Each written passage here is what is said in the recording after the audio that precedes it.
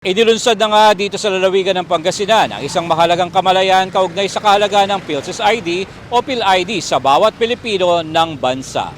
Layunin ng isinasawang PhilSys Information Communication and Education Campaign Regional Roadshow na mabigyang linaw o sapat na kaalaman ng mga pribado o pampublikong institusyon ukol sa gamit at kapaki-pakinabang na Philippine Identification System o PhilSys ID. Malaking tulong ito na roadshow natin kasi nung nakipag-coordinate tayo, lahat ng mga line agencies natin, academe, at saka financial, at saka private financial institution natin ay naimbitahan po lahat para malaman nila kasi itong national ID, ito nga yung problema ng iba noon na ayaw tanggapin dahil walang signature. Pero sa ngayon, siguro naliliwanagan na rin yung mga kababayan natin na umatin ngayon para ma-implement natin ito, yung national ID na ito yung talagang napaka-importante sa ating lahat dito sa Pilipinas. Ayon kay Norberte, umabot na sa 2.3 milyong mamamayan sa lalawigan ng Pangasinan ang nakapagparehistro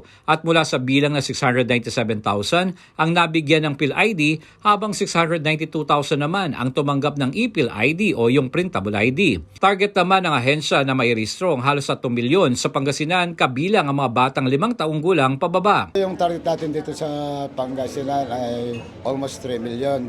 Pag ma-registered natin yung below 5 years old na baka by Mayo mag-start na tayo mag-capture ng mga below 5 years old. Para naman sa institusyon na hindi tatanggap ng sistema ng national ID, ayon kay Norberte ay mahaharap ang ito sa kaso alinsunod sa nakasaad sa batas kaugnay rito. Yung mga ganun na ayaw tanggapin, i-document lang tapos i-report dito sa provincial office ng PAC para magawa namin ng action at gagawa din kami ng report at isasabit namin sa concern na division sa ating central office. Kakasawan po yan alin sa nakasad naman sa batas. Para naman kay Sigmund Heslari ng Development Bank of the Philippines or DBP Ordaneta Branch, sa PhilSys ID ay mabilis na lamang ang transaksyon dahil digital na ito. With this PhilSys ID, mas mabilis na, mas digital na tayo.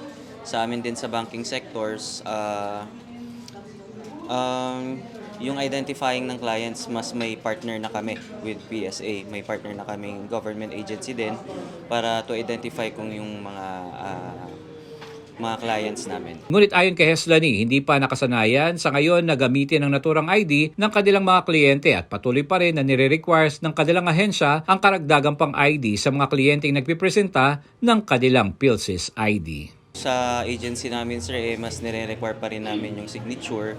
With the PhilSys ID, parang nagre-request na lang kami kung may provide yung client ng additional ID. O konti pa lang, sir, ang may PhilSys ID talaga, so hindi pa siya commonly used na ID. Ayon pa kay Chief Statistical Specialist Edgar M. Norberte, nagpapatuloy pa rin ang pagrehistro para sa PhilSys ID kung saan ay umiikot ang registration team ng ahensya sa mga bayan-bayan na lalawigan, particular na sa mga paaralan.